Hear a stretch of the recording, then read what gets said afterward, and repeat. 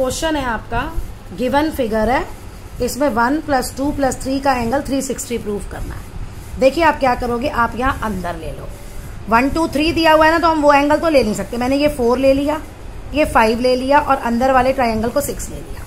अब ये एक लाइन है ना, लाइन पे बन रहे हैं ना, तो angle 2 + angle 4 = 180 degree linear pair.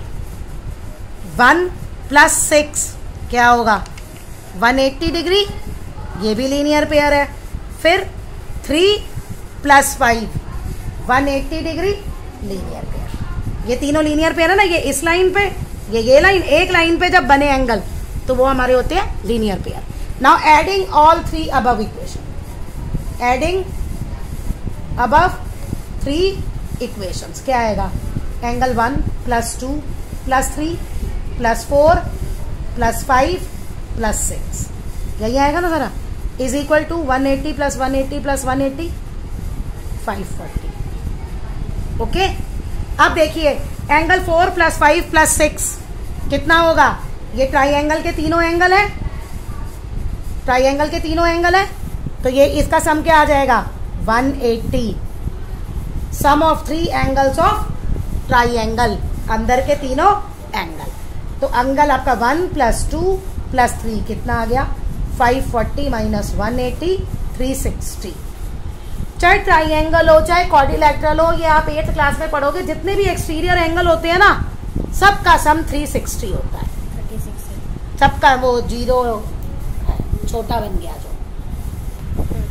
अब आपका ये क्वेश्चन है, एक ट्राइंगल है PQR, उसमें ये गिवन है, आपको कैलकुलेट करना है। देखो तीनों ये अलग अलग है ना, कोई रिलेशन तो बन नहीं रही। लेट तीनों इक्वल है ना, हम इसको एक क्वांटिटी मान लेते, तीनों x के इक्वल है। अब जब 3p x के इक्वल होगा तो p क्या आ गया, x/3, क्योंकि हमें एक चीज चाहिए ना, हमें PQ अलग अलग थोड़ी चाहिए इक्वेशन बनाने के लिए, तो हमारे पास एक ही वेरिएबल होना चाहिए। सिमिलरली जब ये निकालोगे q क्या आ जाएगा, x/4, और r क्या आ जाएगा, x/6। हो गया। अब angle P + angle Q + angle R 180 degree, 3 angles of, sum of 3 angles of triangle, या angle sum property of triangle. अब आप ये यहाँ लगा दो, x/3 x/4 x/6, तीनों का एलसीएम ले लो, मल्टीप्लाई कर दो, या जो आपको एलसीएम लेके करना हो, जैसे आप लीनियर इक्वेशन सॉल्व करते हो वैसे कर लो। ABC आपका आइसोसेलेस राइट एंगल ट्राइंगल है, and right angle at C, ये ध्यान रखा करो, C राइट एंगल। अब ABC है, चाहे आप A यहां लिख लो, यहां लिख लो, उससे कोई फर्क नहीं पड़ता। ओके, राइट एंगल है और आइसोसेलेस है। आइसोसेलेस है तो अंडरस्टूड है, जो हाइपोटेन्यूज है वो तो लॉन्गेस्ट साइड होती है, बाकी दो बची हुई साइड्स इक्वल होंगी। तो गिवन में क्या है, एक एंगल C 90 डिग्री, ये लिखते हैं वैसे गिवन का, और एक AC = BC।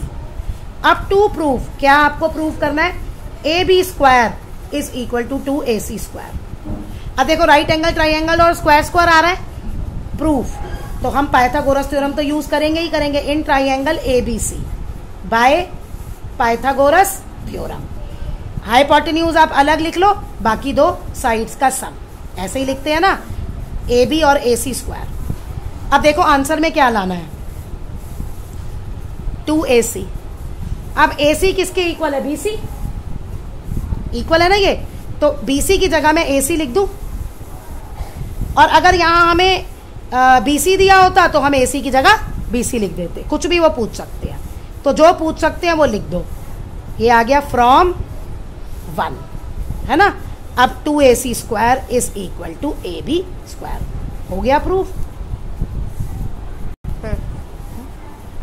In the given figure ABC जो है वो आपका राइट एंगल ट्राइंगल है। देखो पहली बात, अगर राइट एंगल ट्राइंगल B90 है, अभी ये बीच की लाइनों को भूल जाओ, चलो हम पहले अभी ऐसे ही लेते हैं, B90 है, तो ये जो दो एंगल बचे इनका सम भी क्या होगा, angle A + B + C 180 degree, angle sum property. B आपका 90 आ गया, तो बाकी दो एंगल का सम कितना हो गया, एंगल A + एंगल C 90, इन दोनों का सम कितना आ गया, 90। अब ये क्या कह रहा है कि bisector of angle A, bisector मतलब आधा आधा, यानी angle 1 is equal to angle 2, ये गिवन में लिखोगे आप, angle 1 is equal to 2, A का बाइसेक्टर हो गया। ऐसे ही सी का बाइसेक्टर यानी एंगल 3 इक्वल टू 4, 3 किसके इक्वल है? 4 के। अब आपको निकालना है ADC, ये वाला एंगल निकालना है। अब यहां पे आओ, बाइसेक्टर मतलब आधा आधा होता है, divide the above equation by 2, हो गया। अब मैंने ये ऐसे लिया क्यों? अब मैं 1 और 2 और 4 नहीं लिखूंगी, मैं 1 और 3 लिखूंगी इसकी जगह।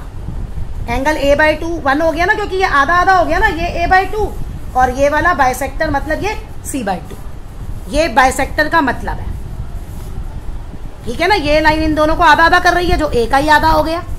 A 60 है तो ये दोनों 30-30 हो गए ना। चलिए 1 + 3 कितना आ गया? 45।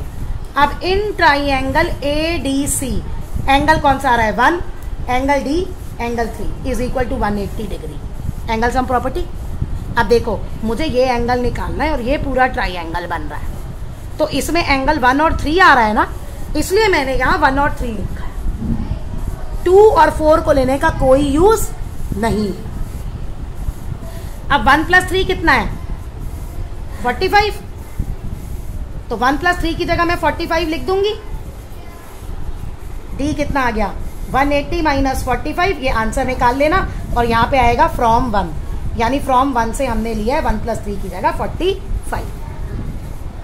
Same if one angle of triangle is equal to sum of other 2 angles, triangle में 3 एंगल होते हैं, ये कह रहा है एक एंगल का सम बाकी 2 एंगल्स के इक्वल है।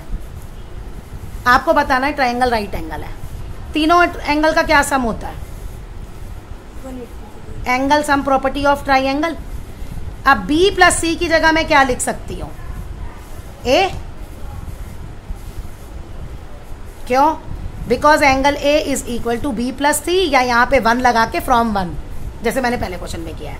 2A is equal to 180, angle A कितना आ गया? 180/290। ये ऐसे सॉल्व होगा।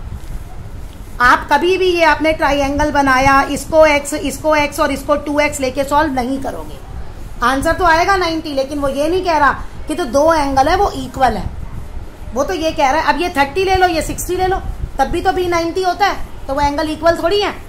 तो वैसे नहीं करना होता, ये ऐसे क्वेश्चंस होते हैं।